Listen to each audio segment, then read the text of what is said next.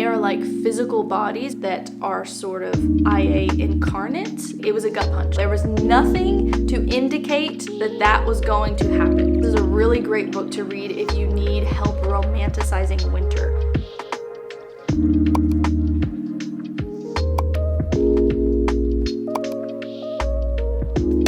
What is up, guys? Welcome back to another video. So today is my January wrap up, which I'm very excited for. I read quite a few good little books in January. It wasn't a huge reading month, but I have some on here, some of these tiny little guys that I read for my Reading Around the World challenge. I think I read 3 this month for that challenge, which is awesome. Because I'm obviously trying to get through like 195 countries, and that's a lot. So I'm excited to talk to you guys about those. Before we get into that, I wanted to quickly say that I just posted on Instagram like 2 minutes ago the winners for these books for the giveaway that I did last week. So we had four books that people like mentioned wanting. When God Was a Woman did not have any takers. So if you're watching this video when it goes up, I have up on my stories right now an option for you to like DM me, and then the first person who wants it gets it. So anyway, thank you so much if you entered. I definitely want to do one again in the future, and I would like to open it up to more people because I just did like a US only giveaway. So it would be really cool maybe when I hit 5K subscribers to do like a worldwide like international giveaway. That would be really cool. Now let's get into the books that I read in January. Okay, so the first book that I read in January was the book that I received for Christmas or my birthday. I think it was a birthday gift from my mom. So thank you so much, Mom. This is Melissa Broder's Death Valley. So Melissa Broder is pretty much an auto by author for me now. I've read The Pisces, I have read Milk Fed, and I've read So Sad Today, which was an essay collection that she did. She has a whole bunch of poetry. That's what I want to read next by her. I think she has like 5 books of poetry. And I liked this one. I think I gave this 3.5 stars. So it wasn't my favorite from her, but I still really liked it. I liked some of the themes. Lots of books, maybe not a lot, but several books this month about grief. So keep that in mind as we continue moving along through the other books. But this is about a very Melissa Broder-esque character. I feel like it's auto-fiction.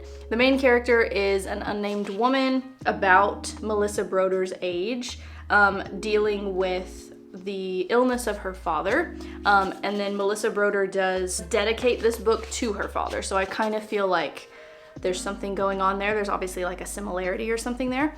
But it's basically her dealing with the past. Things are bubbling up for her because she is dealing with her father, who is in a coma, I believe, in the book. And the plot is essentially her getting lost out in the desert. So the blurb is really interesting. I thought it was going to be more, well, there was some magical realism kind of vibes to it because she stumbles across this giant cactus with like a hole in it that she's able to go through out in the wilderness, but like nobody else who she mentions it to can see it. The character is working on a novel, which we kind of assume is this book. It is very much like self-focused, and so there's a lot of themes like that about like selfishness, parent and child relationships, regrets in the past, growing up, all of that. So she kind of deals with that. It was a fun little read. Pretty light-hearted considering the themes are kind of dark, but she does it in a way that feels hopeful. It doesn't feel as dark as maybe saying that it's about grief like makes it sound, if that makes sense. So 3.5 stars for this one. And then I read another book that was gifted to me. So my birthday is December 29th, and I always ask for books. It's an easy gift, and it's something that I enjoy. I actually didn't ask for this specifically, but my brother knows that I'm a reader and that I love to read. And we have been talking about Neuromancer for years, for a really long time. He read it and loved it years ago, and so he found this really cool edition at Barnes & Noble. This is the Penguin Galaxy edition of Neuromancer. I think it's so cool. It's like all glitchy. While I did not fully understand what was happening, you can see I literally have only 2 tabs because as soon as we started getting into the thick of it, I was not really following. I still enjoyed it for the vibes. So it's kind of like Blade Runner was inspired by this. So if you like that sort of like cyberpunk neon city sort of vibe, you will probably like Neuromancer. It will be really helpful after you are done with this.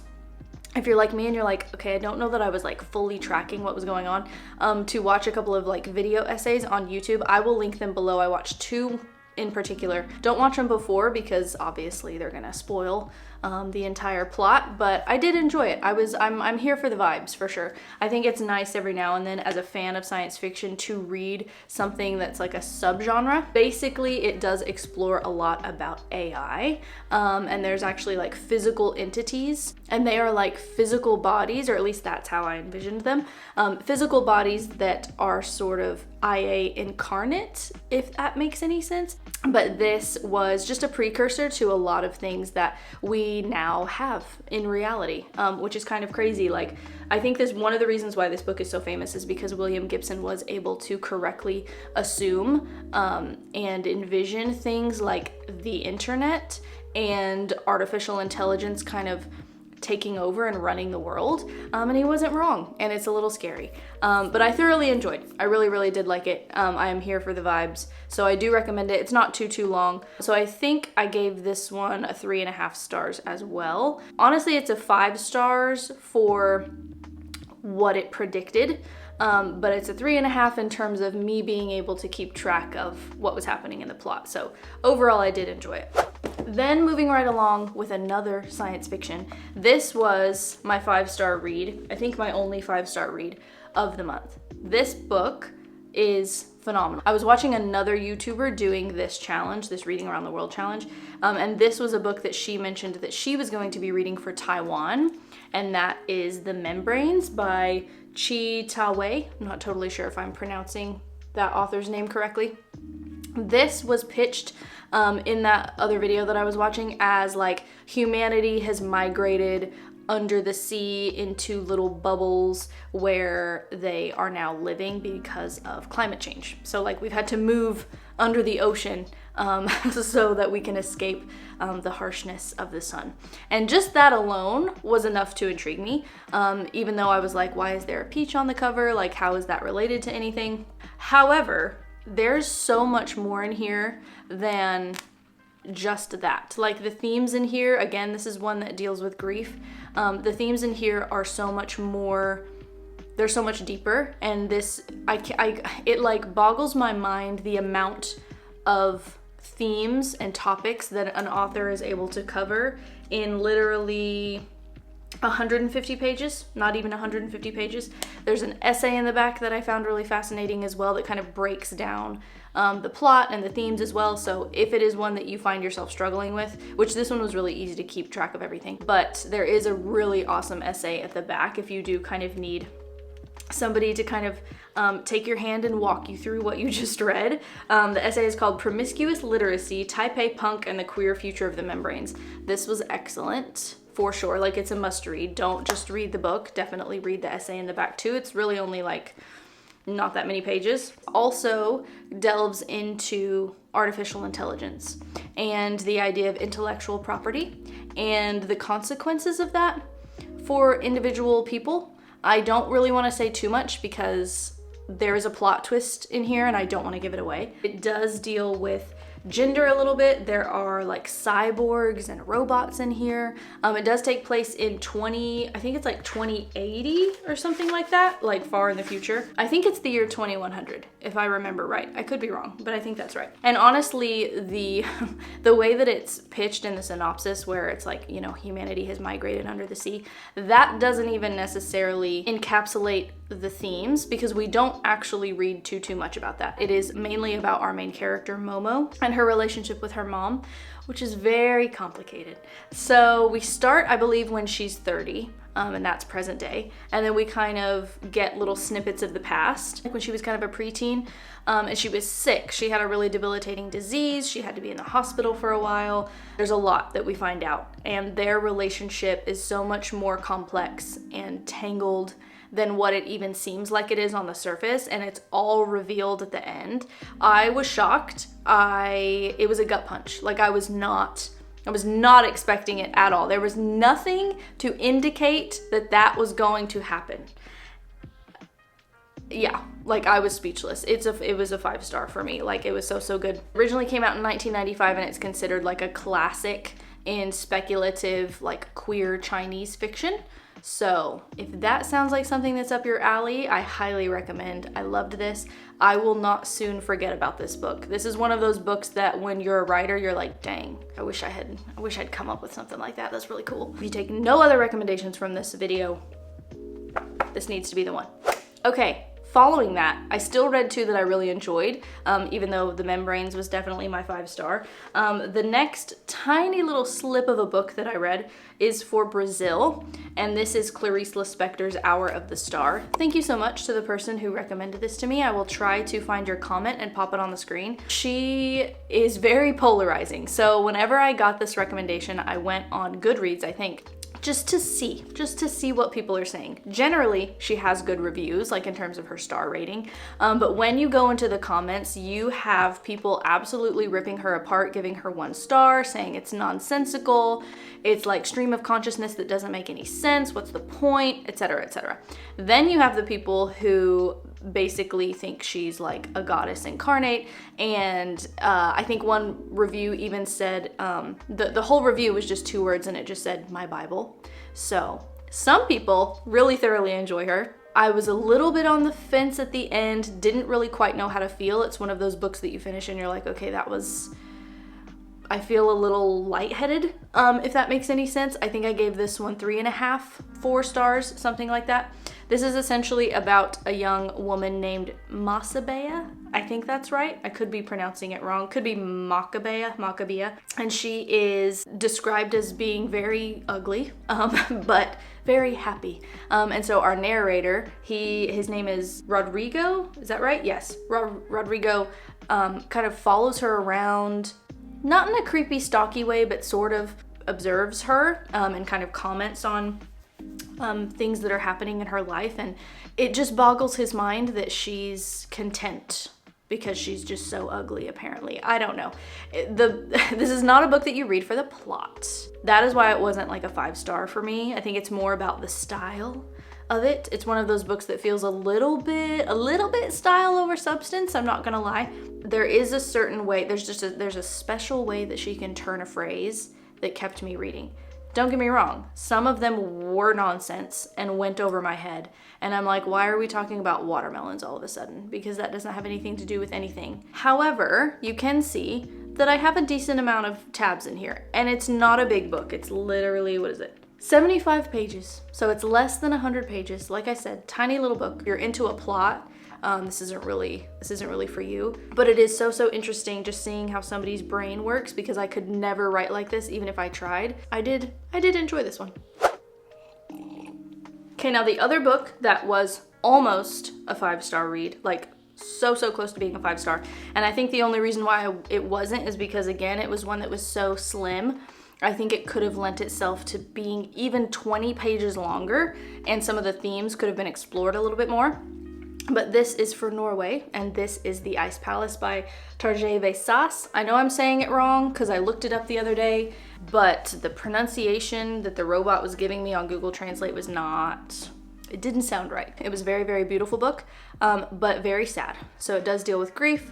There is like a vanishing or like a death, we assume, of a young girl, and it does say that in the blurb. I am not spoiling anything. But it's just like the beauty of sadness. I don't know how I would even begin to like summarize this book. It was excellent. I have quite a few tabs in here, even though it is quite slim. I have a writing vlog coming out, writing/reading vlog, where I go into a little bit more depth in this one. This takes place in Norway, on the fjords in wintertime. And so basically there's this giant waterfall that has frozen solid, and a lot of the village kids, they like to go out and play on it. Obviously they like to enjoy the snow. I think this came out in like the 60s, I think. 1963, and it does have a vibe of that, because like there's no technology, there's no phones. It's just in a really small what feels like kind of isolated town in Norway. And there is something kind of quaint and cozy about that, even though it is set in the wintertime. I loved that aspect of it. I did say in my vlog, this is a really great book to read if you need help romanticizing winter. So if you are like me and you are a creature of the light, this is a really good book to read if you do struggle with the cold, because he just makes it so beautiful. Like the way that he writes about it is just so exquisite. Like when you're looking at a snowflake and you're kind of admiring the complexity of it, that's what his prose feels like. It's very beautiful. Like it's simple, but it's so beautiful. Especially the descriptions of the ice palace itself, when one of the girls goes inside, is just so gorgeous. So anyway, in terms of plot, we have two characters, two young female characters, and they meet for the first time, and there's just some sort of spark. There's some sort of connection that honestly I don't feel like the author fully explores, because tragedy hits so fast. They really only have like one day together, like one night to like chat, but they seem to be like very almost in love. I don't know how to describe it. I think on the back it says they strike up an intense friendship. So they're very intense friends very, very quickly, like within minutes, hours, but then one of them vanishes by going into the ice palace. So it is all about our main character, Sis, who I kind of assume might be the one on the front. I'm not sure if it's supposed to be Sis or Un, the one who disappears, but she is just dealing with the grief of this really intense like friendship and love that comes into her life and then is like immediately snatched away, and just like the discombobulation of that. So we're kind of in her head most of the time and kind of watching her deal with this at such a young age and watching her self-isolate away from her friends. And she kind of was like the popular girl. She was the sort of the leader of the pack, and then she kind of drifts away from that and she's isolating herself. I felt like this was one that actually does have a decent amount of plot. Like he does a lot in the amount of space that he has. I think I would have enjoyed maybe a slightly longer beginning, because everything happens so fast. It's such a rush.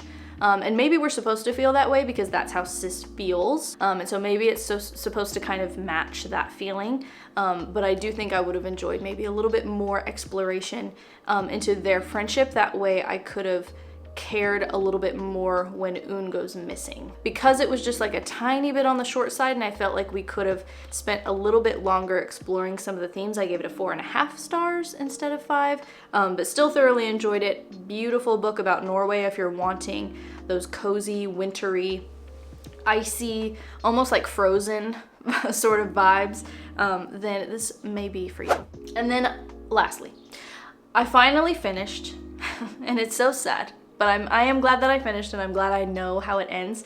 But I finished The Girl from the Other Side manga series. So I read volumes 9, 10, and 11 in January. I'm sad that it's over, but I'm trying to be happy that it happened and that I discovered these instead of being sad that it's over. If you are wanting, and I say this every time because I've mentioned these so many times, which now will be the last time, so I'm finally shutting up about them. But if you want like a dark fairy tale kind of vibe, like cottagecore meets horror, these are for you. If you like the sort of like humans being transformed into creepy little people and magical curses and evil kings, you know, a medieval setting, feel like you'll like these. I love them so much. And there's a lot in here about, which I think maybe inadvertently sort of subconsciously inspired a new story that I'm writing, about souls, and transferring souls from one body, one entity to another. I just find them to be so, so beautiful. So there's really not that many volumes, but I'm so invested in them. I'm really excited to watch the anime. I need to watch that on Crunchyroll. I think boyfriend downloaded it onto his Xbox. So it's there, it's ready, it's waiting for me. I just am like putting it off because I don't want it to be over. One of these days when I start to miss them, I will watch the anime and then I can update you guys in some video or on Instagram or something at some point when I finish it. But I just cannot recommend these enough. Even if you were like me before I found this series, like I think of like Dragon Ball Z or something, like that's what I thought of. That was what manga was in my mind before I found these. But this is such a good story. Like there's so much story packed in each one. The art style is really simple, but you have these really creepy images of like the other cursed creatures. It's just like, if you like kind of like dark, creepy forests, but then also like really wholesome connections between the characters, I think that you're really gonna love them. I can't recommend them enough. I've given every single one of these 5 stars. There was a really, really cool story arc. If I go back and, you know, think about like volume 1 all the way to volume 11, like just the changes and the places that they went and the things that you find out and the little plot twists here and there. It was epic, and I loved it so much, and I'm gonna miss them. I'm gonna miss them dearly. All right, I think that was everything. So thank you guys for watching.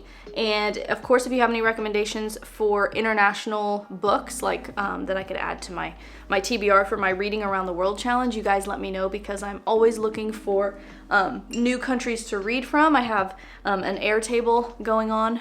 I have it all set up, and I've got like almost 50 entries in there so far. So, I mean, I haven't read that many, but that's how many countries I think I have listed for it. I have quite a few to go. I need recommendations as always. If you entered the giveaway, thank you so much for entering. Check Instagram. I may have messaged you or tagged you in a post. So look out for that, and stay cozy. Thank you for watching. I will see you in the next video. Bye guys.